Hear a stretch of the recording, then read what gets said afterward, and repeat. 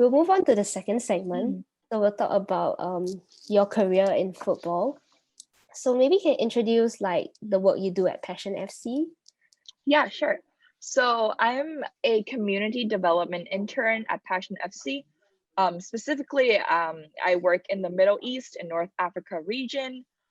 So dealing with different social issues and issues related to football in that region. So Passion FC is a movement that uses football to encourage dialogue related to social issues, um, empowerment of athletes, football fans, and other things, basically using football to bring about conversation.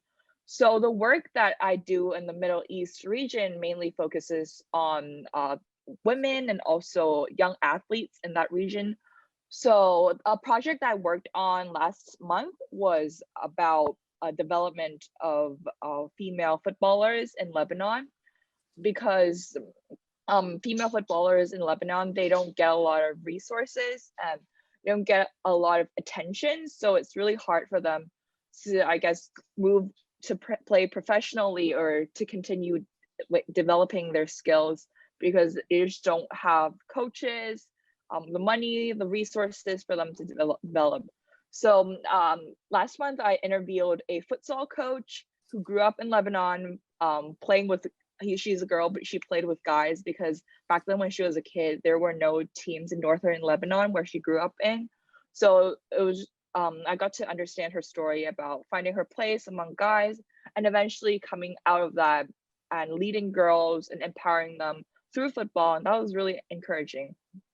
And I also noticed that there are a lot of similarities between what's happening to girls football in the Middle East and also in Hong Kong, because in both places, in Lebanon and Hong Kong, there is no professional women's league. So all of our players are amateurs, and they also play with their own money. So like for their transportation, their soccer kits, their cleats, everything, they use their own money. So many of them work full time and then they rush off after work to late night practices. That can be really taxing and probably not the best for athletes' development, as you can see, because they can't fully dedicate their time to pursuing the sport that they like. And there isn't just as much attention, because as you can see in both places, there are not many supporters or fans watching games as compared to the men's games. You will see lots of supporters, fan clubs, different resources. But for the women, it's just harder to, I guess, pick up from that, because they just don't have that much support, that big of a support network to them. So yeah, I think it's hard for women to play in both countries, but at the same time, it's really encouraging and empowering, because despite all the challenges that these women face, they still choose football, they still choose to pursue their passions, no matter what difficulty comes their way. And you can see how much they're willing to put in for the love of their game. So yeah, that's really humbling for me as well. Yeah, I mean, it's pretty cool that you are exposed to like all these because of your work at Passion FC. So my next question is like what got you started in like Passion FC? Yeah, sure. So I first got connected with the managing director of Passion FC in around July, August last year. She's actually the captain of my university soccer team. So I got connected with her because like she knew I was coming in and I was really enthusiastic about playing soccer. And she just really nicely reached out to me and we started talking. And she told me about Passion FC, this movement that she was involved with. And I was like, ooh, that's really cool, because I'm also passionate about storytelling and journalism and using that avenue to talk about social issues related to football. I think it's something that's really meaningful, something that can really encourage conversation. So she also encouraged me to share my personal story on their platform. So I wrote up my whole soccer journey and I shared that on their platform. That's kind of how I first got to know them and got started to connect with them. And around December, January this year, they started recruiting community development interns. And when I saw this opportunity, I got really excited because I've always wanted to work with them, especially in something related to football and especially social issues as well. So I immediately signed up. I sent in my resume and everything, and fortunately got accepted. And that's how I started working with them. Yeah. That's cool. That's cool. So like what do you think you have gained from like having this internship related to like sports? I think I've definitely gained a lot of insight and also skills. Skill wise, I guess, because my role was mainly to uncover the different stories related to football in the Middle East. So just learning to be able to put myself out there, to reach out to different people, listen to their stories, because a lot of what I do is also outreach. So it's just basically going on Instagram, looking at relevant hashtags, and then contacting people who might be interested in following our platform and also sharing their stories on our platform, just reaching out to them, telling them more about our movement. So I think that's definitely helped with like my interpersonal skills. But at the same time, it has also given me a lot of breadth and depth into what goes on in the football world professionally, especially in the Middle East. I guess my interview with the futsal coach that I talked about earlier in Lebanon was really eye-opening because a lot of the information that she talked about wasn't available on the internet. So getting to hear from somebody who worked there on the ground professionally was really eye-opening, and getting to empathize with and understand their situation as well was really helpful to me to understand football in a global context beyond just Hong Kong or maybe Abu Dhabi, my university scenario, and just understanding how women all around the world are playing football professionally and dealing with the issues that they're facing. Yeah.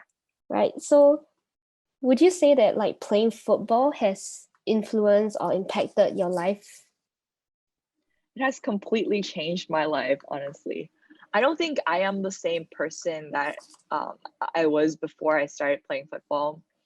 I think it has definitely changed me for the better, whether it be, I guess, about skills. I've learned to be more confident in my playing and also just became a fitter person in general. I think that's really important because lifelong fitness is good for everyone. It's good to stay active, and football is the best way for me, I guess, and for a lot of people. And it's also helped me grow in my interpersonal skills, whether it be interacting with teammates, people from other teams, getting to know everyone's needs and their skills, what they're good at, and like balancing the team as well. And that's really important. But I guess one major thing I would say is my attitude in life, how playing soccer has shaped me into who I am today, because my soccer coach at school always says that you play not to learn how to win, but you play to learn how to lose. And I think that's really important because more often than not on the field, you face challenges or obstacles that you don't necessarily like, or you think is very hard and you don't know how to get through. And that's when you learn to ask for help. That's when you learn to come together as a team and to work towards it together. It's when you learn to cry, to laugh together, to overcome challenges. And playing a game is very much like going through life, where you have lots of ups and downs, but whatever you do, you try your best to enjoy your process and to go through it with a smile, because you know that you'll come out of it stronger and better and you'll learn more from it. So yeah. Like all these experiences, how has it impacted like maybe your work life even? Like have you learned some skills that you can translate it to work? I think one thing that really helped me like playing soccer was time management, because before I started playing, I would just procrastinate a lot because I get off school at like 3, 4 p.m. and I think like, oh, I still have like so many hours before I go to bed. I still have time to like just relax, watch Netflix a little bit before I start on homework. And then I'll procrastinate until like 7, 8 p.m. and then I will start working. But then football has really packed my time and like given me a schedule. So I know that, okay, I get off school at 3 p.m. I've practiced at 6 p.m. So I need to get everything done before that. And it's really my motivation to do better at school, because I know that if I don't get like satisfactory grades, if I don't get everything done, then my parents are probably not going to let me play because they'll think that, oh, the sport is like dragging your academics down. So I can't let that happen. I think it's actually contrary to what most people think. It doesn't take away from my studying time. Actually helps me use time better because I'm not dragging things out. I am actually like focused in what I'm doing at that time.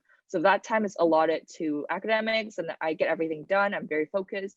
And on the field, I try my best not to think about the test that's coming the next day or anything that's going to happen, because on the field, it's only about soccer. I'm trying my best. I'm playing because I enjoy the sport. So yeah, I've learned to compartmentalize my time and work and academics and it's sports. I think it's been really helpful.